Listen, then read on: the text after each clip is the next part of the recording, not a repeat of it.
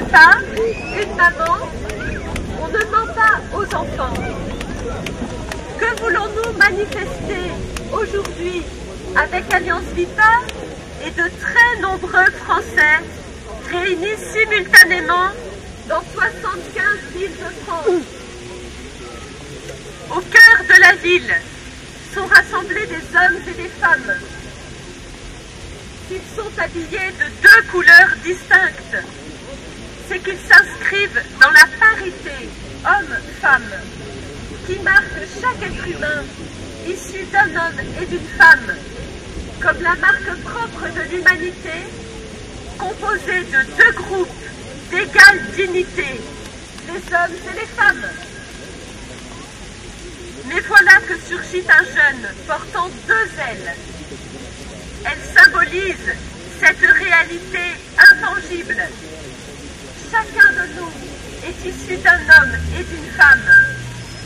Chacun de nous a besoin, pour trouver son équilibre, d'un papa et d'une maman.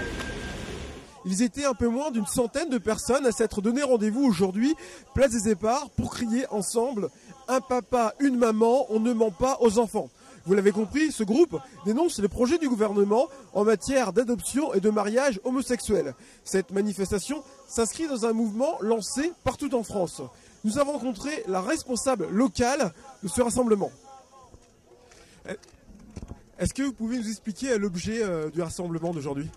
Oui, bien sûr. Nous voulons replacer l'enfant au cœur de ce débat.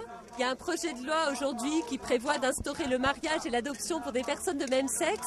Le grand oublié de ce débat, c'est l'enfant, à qui le gouvernement voudrait faire croire qu'on peut avoir deux papas ou deux mamans. Mais donner à un enfant deux papas ou deux mamans, c'est le priver d'une maman, c'est le priver d'un papa. Aujourd'hui, nous nous plaçons du point de vue de l'enfant face à ce projet. Alors, qui êtes-vous? Je vois derrière l'Alliance Vita, vous représentez une association? Bien sûr, Alliance Vita, nous avons des services d'écoute. Nous écoutons tous les jours par notre service SOS Bébé des femmes, des hommes, des couples confrontés au problème de l'infertilité, du désir d'enfant, de l'annonce d'un handicap, d'une grossesse non désirée, des deuils anténataux et postnataux. Nous accompagnons des femmes qui décident d'accoucher sous X, par exemple, et elles nous disent à quel point pour elles c'est important, cet enfant qui va voir le jour, qu'il puisse être confié à un papa et à une maman. Nous accompagnons aussi des personnes homosexuelles qui ont un désir d'enfant, qui ont besoin d'être accompagnées dans ce désir d'enfant, d'être écoutées, même si elles comprennent que tout désir ne peut... Parfois, il faut dire non à un désir. Nous accompagnons aussi des adultes adoptés qui nous expriment à quel point ça a été parfois difficile de trouver son équilibre dans la vie, lorsqu'il y a une rupture initiale, lorsqu'ils ont été confiés à l'adoption, et à quel point dans la construction de leur identité, ils ont eu besoin de leur père et de leur mère adoptifs. Alors que répondez-vous aux hétérosexuels comme aux homosexuels qui disent qu'un enfant peut être plus heureux avec des parents homosexuels que certains parents hétérosexuels?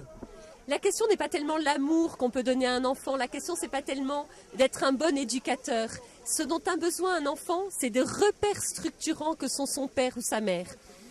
Même dans des familles monoparentales où parfois il y a l'un des deux parents est assez absent, n'empêche qu'on ne fait pas croire à l'enfant qu'il a deux papas ou deux mamans, n'empêche que l'enfant il sait qu'il vient d'un homme et d'une femme qui se sont aimés, même si cet amour n'a pas duré. Et en fait c'est ça que nous demandons, c'est la population n'est pas divisée entre personnes homosexuelles et non homosexuelles. L'humanité, elle est divisée entre hommes et femmes. Et un enfant, pour grandir, il a besoin de savoir qu'il vient d'un homme et d'une femme. Vous demandez au gouvernement de reculer? Nous demandons au gouvernement le retrait de son projet de loi. Merci. Je vous remercie de nous avoir suivis et vous rappelle que l'actualité de notre département d'Eure-et-Loir, vous la retrouvez aussi sur notre site internet au www.le28.tv. Bonne journée à tous.